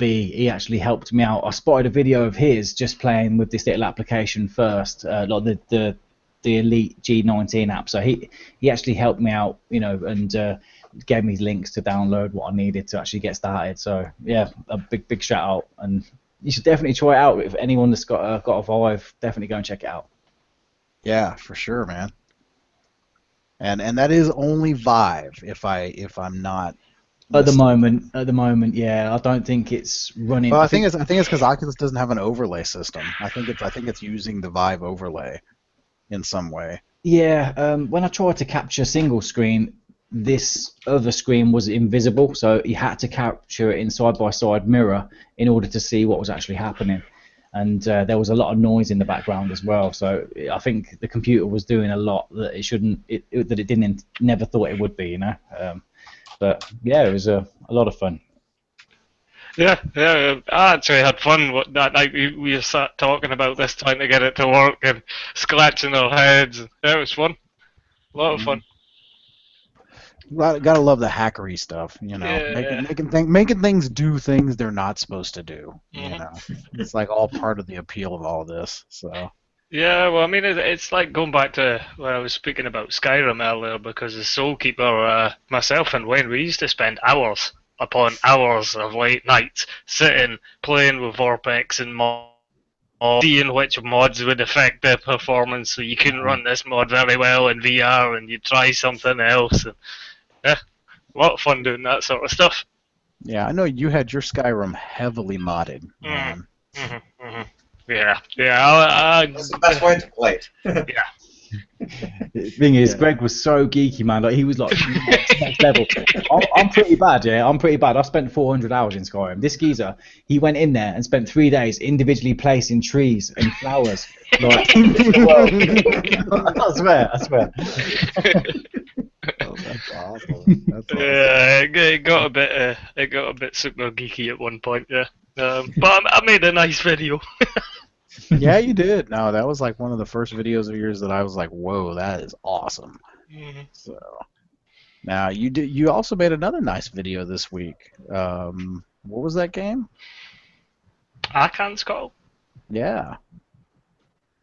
I can't. Well, I don't know, Gaspar and Yes. Myron, have you guys checked out this Akan's Call Act 1 at all? It's free at the moment. It's a free thing on Steam to download for the Vive. And I was quite hesitant, just because it was free. But it actually turned out to be really, really good. And I was super surprised at how nice this thing was, how well it performed. And I A think lot of fun. that one's put out by Cybirth, isn't it? The Yeah, guy yeah. the Cybirth virtualizer. Yeah, it's the creators of the Cybirth Omni, Cybirth Virtualizer. Virtualizer, that's the one. So not only is it quite a nice running game, and it's a lot of fun, it's a sword and shield style game, so you're standing with your sword and your shield and you're battling against skeletons in the dungeon, but it looks like that you'll be able to use the Cybirth when this thing's finally on the market with this game, which I'm really interested. Well, and I think I read this is actually Cybirth's their tutorial. I mean, I think they're actually putting this out for a way to get users accustomed to using the virtualizer. I'll definitely check it out. I mean, so far, to be honest, we spent most of the time developing, unfortunately. And the only VR RPG I tried so far has been Vanishing Realms, which I love, by the way. It's a great game. Right on. But since it's free, I mean, you know, we can't pass it, right? We have to try it anyway. So it's definitely worth a look. Definitely worth a look. So that's a good point. Have you guys tried either Soulkeeper or Project Ghost? Have you guys tried that in any of the omnidirectional treadmills, like the Virtuix Omni or the Cybirth? we have tried it with the Virtuix Omni, and we're actually working on optimizing, you know, the integration. And I have to say, it's pretty amazing because then, you know, you're not limited by the space anymore. You just keep walking, as in actually walking, and you get wherever you want to go. We're actually planning to release a video sometime in the near future with us playing the game while using the Omni. So I think that will certainly interest a lot of people. So. Definitely. I mean, the Omni for me is... I really, really wanted to back the Omni, and I pulled out right at the last minute just because of cash flow at the time was a bit low. But because of the limitations of teleporting in the Vive at the moment, and there's so much teleporting, I would really like to try the Omni and see how it is, or even the Cybirth. Both of them look really good. Both of them have their own strengths and weaknesses, I suppose, and yeah, it'd be nice to see how it works. And I know, Gaspar, I don't know if you have your Omni in the background, but I do know you have one kicking around somewhere. Let me see if I can circle enough. Let me move this out of the way. And it's right there. There you go. And it's an amazing piece of technology. I mean, a lot of people just think about that it's just pretty much a slippery surface, but there's a lot of tracking and stuff going on with it. And the team at Virtuix, they're super good at optimizing it. I mean, they've been doing the beta testing. They, on a regular basis, every week or 2 weeks, they had a new patch, tweaking the performance, improving the tracking. And it's great. I'm not going to say it's perfect. I mean, sometimes it feels like you're in a baby walker and you're kind of like running around. So, I mean, it's a different experience than actually walking, but it's a great experience nonetheless. Not to mention that there's games that I know that would make me throw up in a second if, you know, like playing Quake or Doom in VR. I mean, you just cannot do that but with using a gamepad. And the moment that I use a Virtuix, it totally works. It simply works. Okay. Yeah, that's. I mean, I've been itching to try one. I mean, you know, I know the walking isn't like one-to-one the way that you walk in the real world, but, you know, just this week, I mean, since I've gotten my first taste of the Vive, it does take a lot of getting used to the teleporting, you know, and anything that would allow me to literally just walk these big open spaces, it's definitely something that I think needs to happen. No, and I agree totally. I wish that this technology would be more accessible, just because then it would warrant more of the development. I know that a lot of the developers right now definitely are not developing for their Virtuix just because the install base is very limited. So, I mean, if this would be more accessible or more affordable or even more portable, I mean, that thing, it's a really big, heavy piece of, I mean, that's like buying a Solaflex. It's a really heavy piece of machinery. I mean, and not everybody is going to have room in their house to do it. But I do feel that the moment you start walking in VR, it's just so wonderful. I mean, it really is. Yeah, I know we were talking about Skyrim earlier, and one of the taglines back when the Omni was going through its Kickstarter that keeps coming to mind is how cool would it be every morning to get up and take a jog through Skyrim? You know. Yep. It rocks. Imagine. Not every morning though, but it rocks. And also another thing is those. I mean, and I think you mentioned this also when you were trying the Vive yesterday or the day before. Just being able to move, it creates a workout. It builds a really strong sweat. No, it does, man. I gotta say, I'm not a very in shape guy, and I mean that's known to everybody. I mean, I sit all day at work, 8 hours a day, and then I come home and I sit and I do all the VR stuff.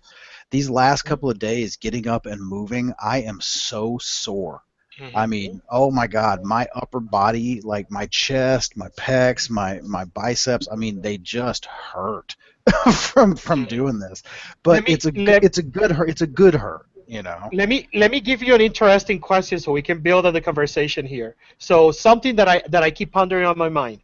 I mean, I built my game initially for Project Ghost. I actually had a Locomotion approach where it was just like running in place, like you're kind of like doing one of those step dancing classes, and I just basically had a sensor like where the helmet would be moving up and down, so it would recreate a step, and it totally worked. It felt fine, but people would get tired super quickly.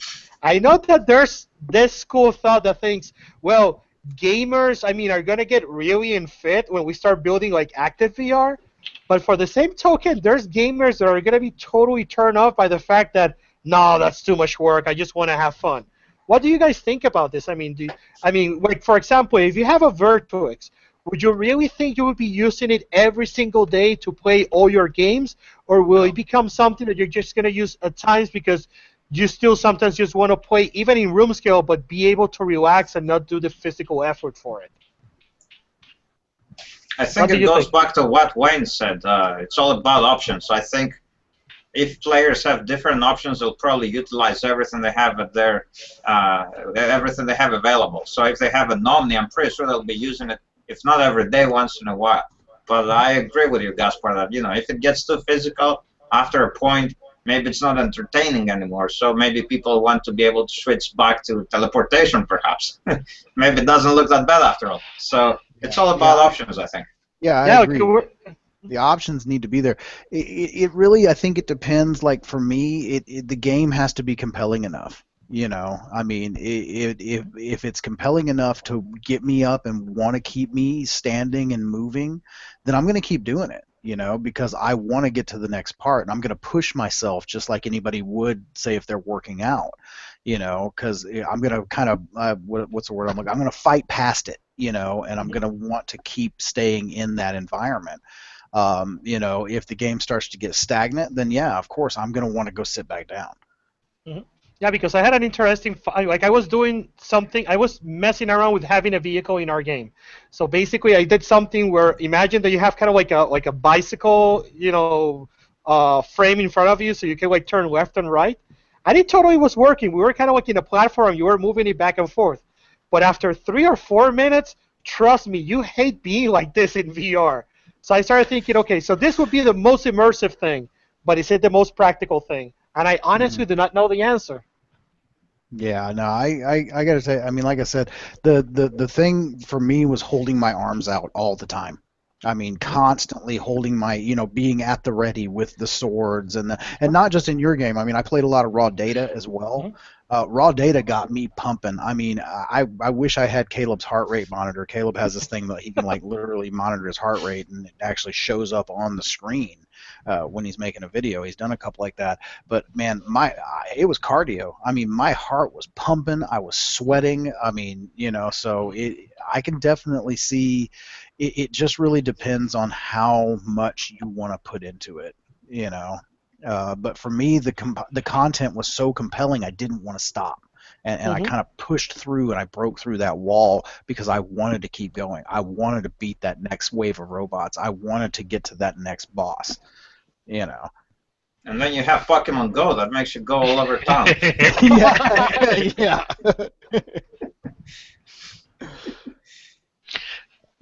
Yeah, to be honest, it'd be an interesting thing to see in VR when you talk about Pokemon Go. But obviously, it's Nintendo, so getting that into VR would be slightly difficult. But it would be a fairly big selling title, I suppose, if you could put people in arenas and they could battle their Pokemon in VR. You know. Virtually walk instead of actually walking. You know, you pick up the Pokemon in virtual mode. Mhm. That's fair. I totally can see Pokemon making its way into VR. I mean, it's it's the hot thing right now. Somebody's going to jump on that bandwagon. Nintendo's going to jump on that bandwagon. I mean, there have been rumors that the Nintendo NX may be the first VR, console from Nintendo. I mean, nobody has confirmed or denied that yet. So We are. we are. Yeah, we are. Confirmed, yeah. Yeah. Confirming or denying? So what are you guys your favorite VR experiences up to this point? Why you guys? I mean, what do you guys play the most? Oh, I mean, big fan of Elite Dangerous I was gonna myself. say the most time I've ever logged in VR has definitely been Elite Dangerous. Yes. Yeah, I mean, I got the bug for Elite Dangerous back on the DK2. How long ago was that me and you went into? We've been playing Elite Dangerous for a while, and I'm going to show it here on camera. So, yeah, I went so far as to build an entire chair around the game. So you can see, it's like kind of hard to see here. So yeah, I mean, I've got a swivel chair. I've like built HOTAS mounts onto it, mounted a car seat into it. I mean, it's got transducers on the back. But yeah, I mean, Elite is just, for me, it's the holy grail. I mean, ever since I've been a kid, I wanted to explore space. So. Man, you should start a Kickstarter on that, sir. Seriously. People have said that before. Caleb's also got a pretty cool chair that he's done with a modification of an office chair. But this one, I mean, this is literally something I've never built anything in my life, and I do have some I've got a little article on VRSpies about how I built it. If you're interested, you can go over there and check it out. It's just an old lady's rocker frame, a van seat, some cut tables, and a HOTAS mount. But it swivels, it tilts, it pans, a little Flintstones Locomotion. Got the old Aura Interactor vest that I stripped out and put on the back end. So but yeah, I mean, it's just sitting in this chair flying that starfighter. I am there, And kind of to answer Greg's question, we've been playing Elite now together for well over a year. Yeah, it's been a while. It's a lot of fun, The other thing with Elite is that it's an ever-expanding game over the next however many years that they're doing their seasons. They said, I think it was a 10-year project. I mean, we're officially sort of 2 years in now, and we're going to be seeing more and more content come into the game. So, yeah. Well, and I think we're 2 years in, but the game itself is probably only about 1 year in, because we've been playing since early beta. But yeah, I think the next seasons for that game are going to bring some incredible new additions. I think once they get the planetary landing solid, and we start getting lifelike worlds instead of the lifeless moons. I know that's been a big thing. We were going to talk about that in the agenda, and we got some time to kill, so we might as well throw it in there. No Man's Sky. No Man's Sky released this week, and that's kind of all the rage. Now, obviously, they're having some problems with the PC optimizations and things like that. But, when you look at that game, it's what I want Elite to be right now, with all the life on the planets and the different variety of things that you can actually find in the game. So, I mean, what do you guys think about No Man's Sky? Well, I love the fact that it's procedural. I mean, the technology and the algorithms behind it are just brilliant, The whole concept is brilliant. I didn't play it myself so far, to be honest with you, but I definitely want to try it. I read some reviews. They're kind of mixed, They complain that it gets repetitive after a while, but then again, to be honest, until I try something myself, I don't know. But the idea is very compelling, and regardless whether it is indeed repetitive or not, which I do not know, but regardless of that, I think it's a phenomenal idea. I mean, it's not easy to implement something like that. It's just brilliant. Hmm. Yeah, I mean it's done on a massive scale, so. Yeah, and I think some of those negative reviews about the repetitiveness, guys, bring it to VR. You won't be hearing that because I could spend hours upon hours just exploring those planets and checking out that life. I mean, for me, one of the great things about VR is exploration. It's literally getting in there, and I don't want to run through games anymore. I don't want to just get from start to finish. I mean, when I was playing both Project Ghost and the Soulkeeper demo, like I alluded earlier in the podcast, I couldn't even make the video because I just kept wanting to stop and I wanted to soak in the atmosphere. I wanted to be a part of that world so bad. So, I think one of the biggest things that they kind of had a miss on was not getting that VR support right off the bat. Now, let me ask you, because I've been thinking about getting No Man's Sky, but I haven't played it a whole lot lately, but I'm also a big Elite Dangerous fan. I also have my share. I have a butt kicker underneath. Nice. 3 screens, VR. I'll link you a little. Actually, I do have a picture here. I'll send you a picture in a little bit. But the fact is that when I saw all the rage and all the news about No Man's Sky, I was like, but I think Elite Dangerous is already doing 80% of what these guys are doing. Not to mention that they have multiplayer and they already have kind of like a quasi-story and this evolving universe, versus No Man's Sky feels, at least from what I've read, again, I have not played it, it felt almost more like what you're saying. It's a discovery thing, but it's almost a personal experience. Like, it's not multiplayer yet, and I think they even commented to the fact that don't buy this if you're thinking this is a multiplayer game, because it's not built for multiplayer. So I was just wondering, how do you compare both? I mean, isn't it just? Do you think Elite Dangerous is a better VR experience? Well, not a VR experience, but a better package on its own, or do you think? I do. I do. I mean, I personally think that Elite is the pinnacle of everything in VR right now. I mean, that's just me. But what I was kind of alluding to, Gaspar, is I would like to. I can't wait until the next seasons of Elite when we start to get those explorable planets. I mean, because that is coming.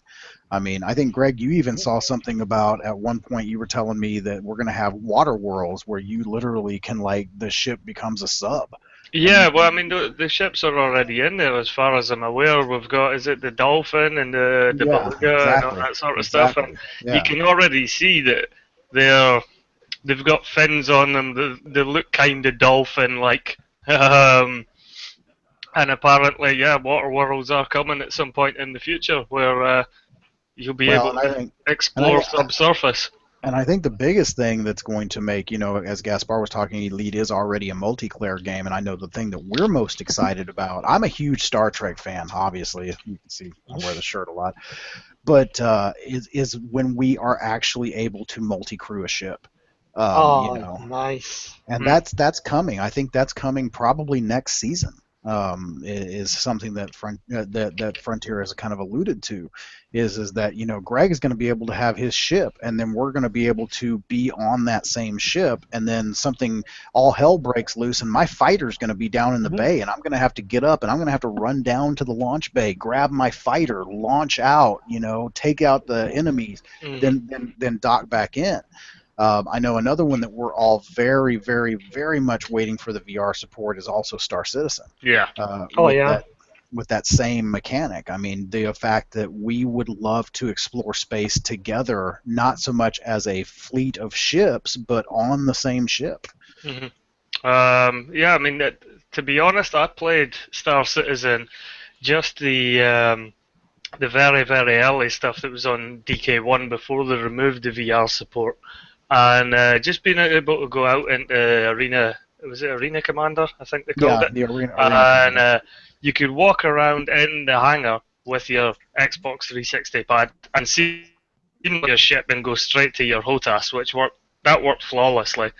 Then you go out in space, you were able to lock missiles just by looking at the target and keeping a lock with your head while you're firing your cannons in the opposite direction. and it was flawless. It was absolutely flawless. Nice. And I stand by this. I've said it many times, but Star Citizen on the DK1 is still my favorite VR experience over anything that I've played on any VR headset since. Still the best fun I've ever had in VR was. No, and I gotta say that's a testament right there. Yeah. I mean, you know. Playing that game on the DK1 convinced me, I've never done anything like this in my life, but I went and spent nearly $300 on a spaceship in a game just because the DK1 support was, I thought, so good. You know, I can't wait for that game. I really can't. Mm-hmm. I went out about the Constellation Andromeda, and I believe I need it's either 5 or 7 crew members to fully function the ship. So, I mean, I could pilot the ship on my own, but I've got 2 turrets that I need gunners for. I need an engineer. I need a pilot for my dropship. We've got airlocks so we can dock other ships on the side, and yeah, I mean. I was gonna say, I know me and Wayne bought the ships specifically that we could dock on the side of your ship. Yeah. So basically, we're going to be able to take this as a group of 7 players into VR, and basically, we're going to be able to act out the equivalent of Star Wars episodes in VR. You know. Well, if you guys start recruiting, I can probably buy a really cheap aircraft, and I'll be the janitor. If that's okay. Yeah, Gaspar, he's our shift surgeon. You're more than welcome to tag along, Gaspar. I think we could give you a better title. Very well, trust me. But no, I mean, you know, that to me, guys, like I said, I mean, as a big Star Trek fan, that's the pinnacle. I mean, that's something I've dreamed about since I was a kid. And, you know, I mean, being able, like Greg said, to recreate those fantasies in VR, I mean, with my friends, you know, exploring, you know, whether it be virtual space or real space, we're exploring a whole new worlds, you know. I mean, you know, so I don't know, that to me, you know, kind of way bringing it home to Gaspar's original question. I mean, that to me is my favorite thing in VR. Mm-hmm. Nice. And there's a VR game also, a VR Star Trek experience that they're doing, multiplayer. Yes, the Bridge Crew, and man, I am chomping a bit. So, you know, Ubi, if you're listening, you know, and you want to send us an early copy of Bridge Crew, and, you know, I'd be more than happy to test that for you guys. Huge Star Trek nerd, VR nerd right here. So, you know, but yeah, Bridge Crew looks amazing, and you know, that one. I mean, obviously, I'm gonna kind of go Trek elitist here. It is set in the J.J. Abrams universe, so yeah, but you know, it's still Star Trek, so. Yeah. On the subject of, we were talking a bit about multiplayer there. On the subject of multiplayer, have any of you guys got any sort of aspirations to look at co-op or anything like that in your games, or are you going purely? Oh yes. On Project Ghost, the fact is, the reason why you have dual bladed swords, even though that may change, but the fact that you have 4 blades is because the game is built from its inception for multiplayer. When 2 objects collide with each other that have a specific tackle, it's called like a blade. In usual VR, they actually go through each other. It kind of like breaks immersion. What happens in our game, and you probably also see this when you cast the bow and arrow, the blades on the right disintegrate and then they regenerate after a while. What happens is that if 2 blades collide, the blades will disintegrate and they will take between 3 or 5 seconds to regenerate. So let's say that you and me are fighting a duel, and right now you try to strike me and I block with my blade. We just lost 1 blade. So the battle will become almost a duel where you're basically doing blade management, because if now I block, you know, I blocked like 2 attacks from you, and in addition I also blocked 2 blades. Now I just have a pair of hilts with no blades on them. So I better run away because I'm screwed.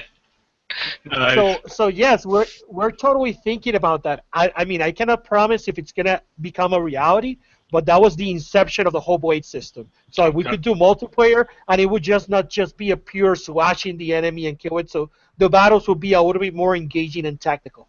Mm-hmm. Well, for the Soulkeeper, of course, you know, we can visualize a billion different ways we could implement multiplayer, co-op, you know, even player versus player, deathmatch, team deathmatch. I could totally picture, two players casting spells at the same time and fighting against each other. But for now, we want to focus on the single player aspect because it's all about story. It's like Don said, it's about exploration. We don't want you to just fight in there. We also want you to explore and interact. And I think if we nail the single player aspect, then we will have the necessary tools, if you prefer, to also make the multiplayer experience feel the same way. So instead of you just going by yourself in this world, you can also go, let's say Don and Craig go together at the same time against some enemies, or they go in a new town and they start talking to NPCs to discover what they have to do, and so on and so forth. So it's definitely there in our heads. We definitely have a lot of ideas for it, but for now it's just one to focus on the single player aspect. Right on. Yeah, Right on. you're talking there, Myron, about exploring. One thing that I found myself, I don't know if you noticed in my video myself doing with Soulkeeper, because you have the mage's staff, and it basically acts as a torch. In one of its settings, you can set it to emit some light. I found myself walking up to things like the candle stands and turning the torch on and just examining them. The statue on the female statue on the top of the stair, holding the torch above it, and just really getting in and having a look at the details. And yeah, it's exploring in VR is something that I really love to do. Really get in close to the environments and have a look. Oh, wow. Hey, not to butt in, but since we were talking about Minecraft earlier, I saw some comments on the chat, and I just jumped over to Reddit. It looks like Microsoft and Mojang are having Minecraft shut down. Oh, that sucks. Yeah, it says, hello everyone. Now that Microsoft Mojang have released VR support for MCPE Windows 10 Minecraft, they are exercising their rights over our unofficial mod Minecraft. I received a notice a few days ago, and I've already shut down the website, but anyone who wants to get a copy of the code should grab it from GitHub before it goes offline. So, makes me wonder about Vivecraft as well. That's a shame, really. Yeah. So, sorry, breaking news. I just wanted to throw that in there since we had covered a little bit about the Minecraft launch. But I almost gotta say I kind of saw that coming. So.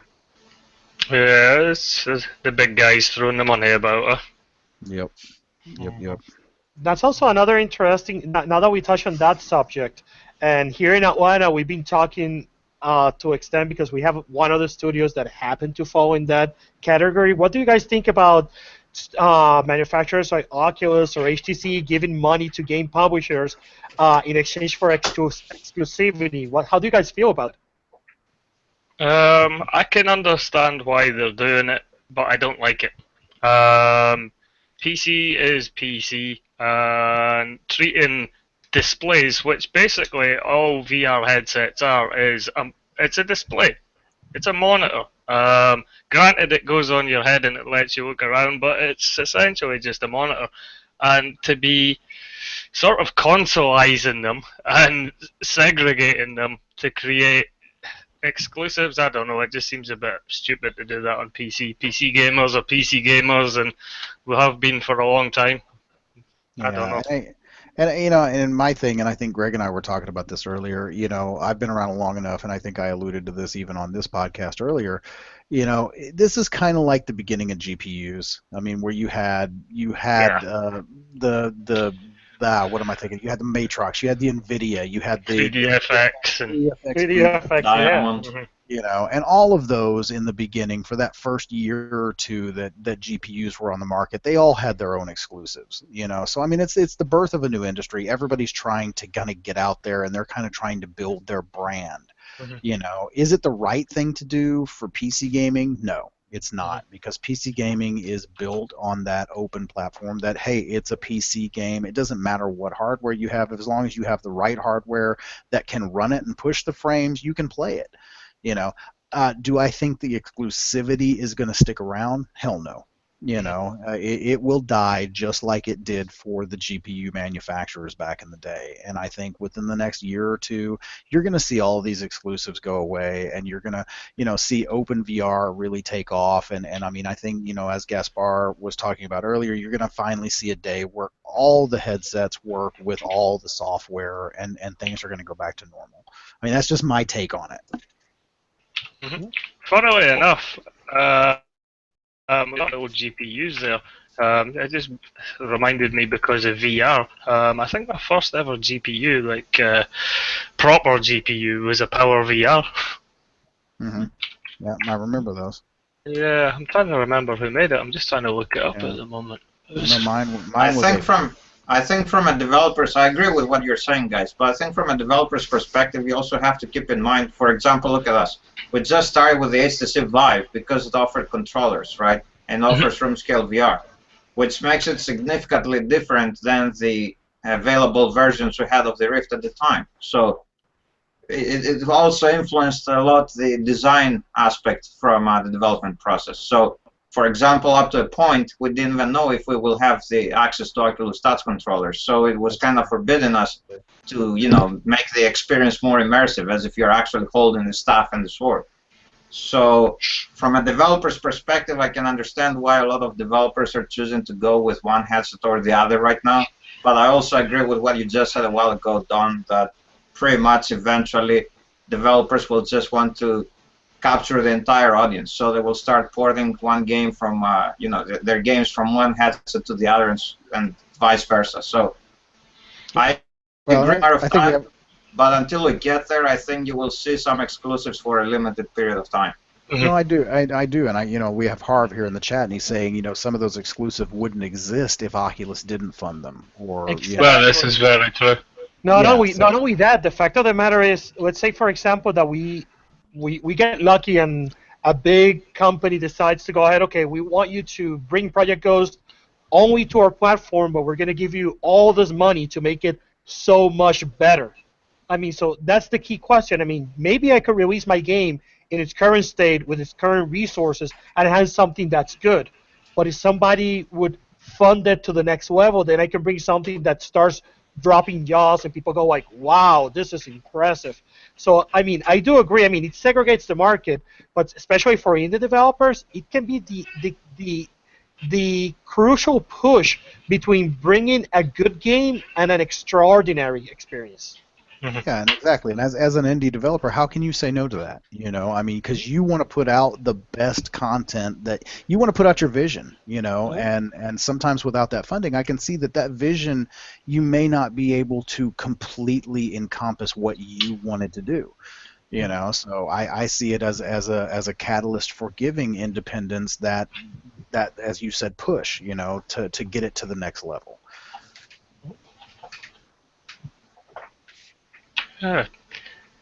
Chris is being very quiet there in the background, isn't he?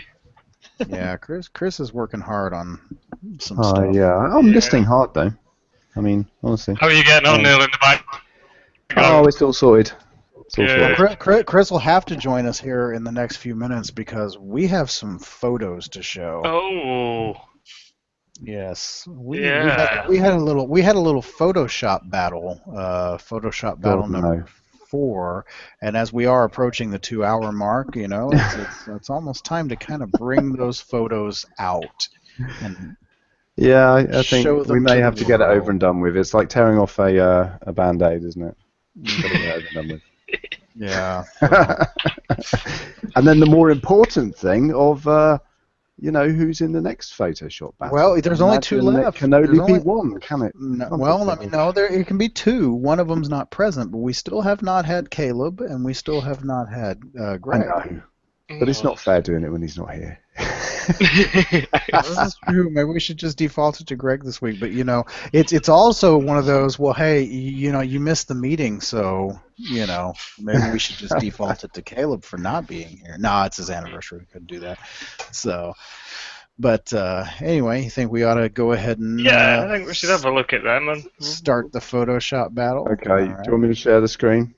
Yeah, go for it. It's your battle, brother. It's all about you. It's all about you there, Bono. I only know because I've seen... We tease Chris when he wears the glasses that he looks like Bono. Yeah. That and then my caring about, the world and the environment. Yeah, exactly. All that stuff. I really care. Why can't I find it? Hold on a minute. Sorry, this is very disorganised of me. It's forum.vrspies.com. Oh, here it is. There's this wonderful forum out there. It's forum.vrspies.com. I couldn't remember the URL, so thanks for that. Forum.vrspies.com. Thanks for the reminder. Hold on a minute. I'm doing it now. Here we go. So, sharing. And while he's doing that, I do want to address our guests here and say thank you guys for joining the forum. Yes. And Thank you. Thank you guys for having us. Yep. Thanks for having us. I mean, we're so happy to have that forum up and running, and then just the reception we're getting from the VR community is just overwhelming. It really is. So thank you to everybody out there for coming and interacting with us and sharing your developments from the developer side, sharing your stories from the enthusiast side. I mean, it is a very humbling thing to see this growing every week. So you guys are doing a great job, and I mean, it helps that there's so many of you, and you both give each one gives their own perspective from every demo you guys try, and it's just great. Well, I mean, it's a hard thing to manage. We've all got day jobs, and we've got to try and manage this in our spare time. But it's fun, and I've been a gamer since I'm 40 years old now, and I've been a gamer since I was 5 years old when the Atari 2600 came out.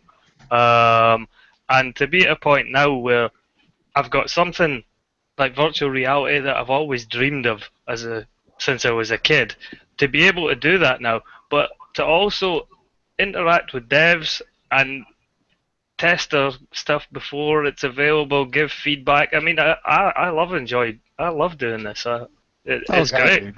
Yeah, it's such a good feeling when we get to see things like Soulkeeper and Project Ghost and and kind of help developers with guide the development of those things. I mean, it makes us feel like rock stars.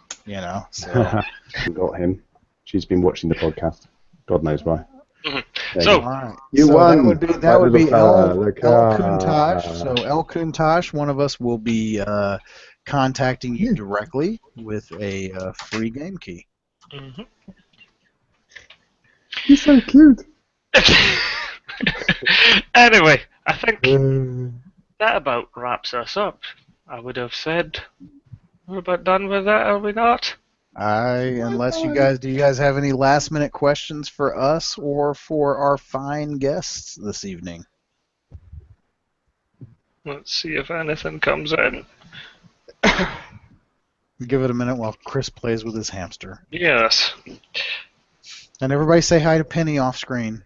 You can see her halfway. Yeah, Penny's like Mr. Mannering's wife from yeah, I like to throw in a few kind of English colloquialisms. But yeah, she's always off screen. You never see her. She may not be real. It might just be a robot hand. She could be virtual. Exactly. But yeah, so for that, all you guys watching that have been interested in getting hold of demos of both titles that been mentioned earlier on, Soulkeeper and Project Ghost, keep harassing the devs, keep emailing them, and you never know, you might get something soon enough.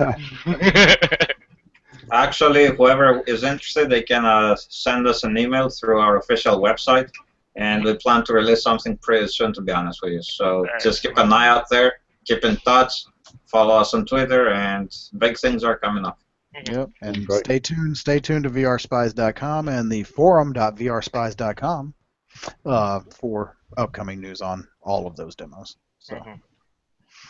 Okay, then we'll call it there. Yes. Thank you so much for watching, everybody, and do come back. Get the outro queued up. Oh, do I hell? Am I supposed to be that organised? You are. I mean. Well, hold on. I don't know, is it better just to end it, or for me to fumble around them? No, just do that. You hang up. No, you hang up. Yep. No, anyway, you hang up. thank you very much, Gaspar. And anytime. Myron, thank you very much, thank you guys also. So much. It's been great to have you guys in. Thanks for having us, and love the videos. Well, love the games. Looking forward to see future developments. And once again, keep smashing those emails, guys. You'll get there in the end. Yo, what's up there, guys? It's Immersive Gamer 83, and thank you very much. What's up, guys? Billy here with Pretty Neat VR. Cooking and good looking. Welcome back. Hello, and welcome back to another Reality Check VR video.